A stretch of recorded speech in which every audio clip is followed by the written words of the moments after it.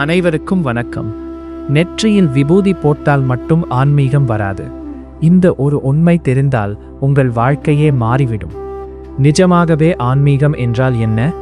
நெற்றியில் விபூதி அணிவதா, கையில் ஜெபமாலை பிடிப்பதா, அல்லது தினமும் கோயிலுக்கு செல்வதா? இல்லை, ஆன்மீகம் என்பது மனிதன் உள்ளத்தில் தொடங்கும் ஒரு பயணம். மனதில் தீய எண்ணங்கள் இல்லாமல் வாழ்வது, அடுத்தவருக்கு உதவ முடியாவிட்டாலும் கெடுதல் செய்யாமல் இருப்பது, மனசாட்சியை பயந்து வாழ்வது, இதுவே உண்மையான ஆன்மீகம். பல மணி நேரம் பூஜை செய்வதை விட ஒரு நிமிடம் கூட முழு மனதுடன் இறைவனை நினைத்தால் அது மிக உயர்ந்த பக்தி. எனக்கு உன்னைத் தவிர வேறு யாரும் இல்லை, அனைத்தும் நீயே, என் வாழ்க்கையை நீயே வழிநடத்து என்று மனமாற இறைவனிடம் சரணடைந்தால் அதே ஆன்மீகத்தின் உச்சம். பலர் சொல்வார்கள், நான் தினமும் பலமுறை குளிக்கிறேன், பலமுறை சுவாமியை வணங்குகிறேன், ஆனால் இறைவன் என்னை பார்க்கவில்லை.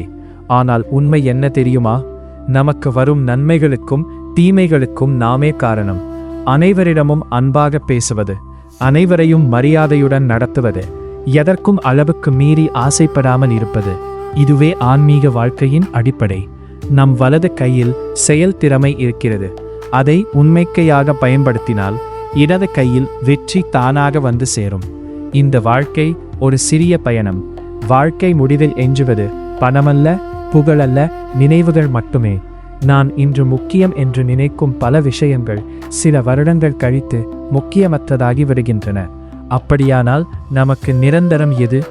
நமது எண்ணங்கள் தான். சின்ன விஷயங்களுக்கு நாம் கோபம் கொள்கிறோம், வெறுப்பு வளர்க்கிறோம், நேரத்தையும் சக்தியையும் வீணடிக்கிறோம். ஆனால் வாழ்க்கை அதற்காக உருவாக்கப்படவில்லை. ஒரு பழமொழி உண்டு, all is not God, but God is all. கடவுள் அனைத்திலும் இல்லாமலும் இருக்கலாம், ஆனால் அனைத்தும் கடவுளின் வெளிப்பாடே.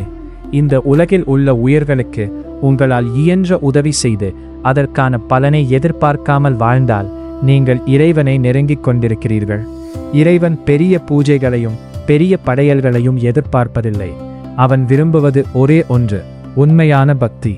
உள்ளத்தின் ஒரு மூலையில் சிறு பக்தி இருந்தாலே போதும்.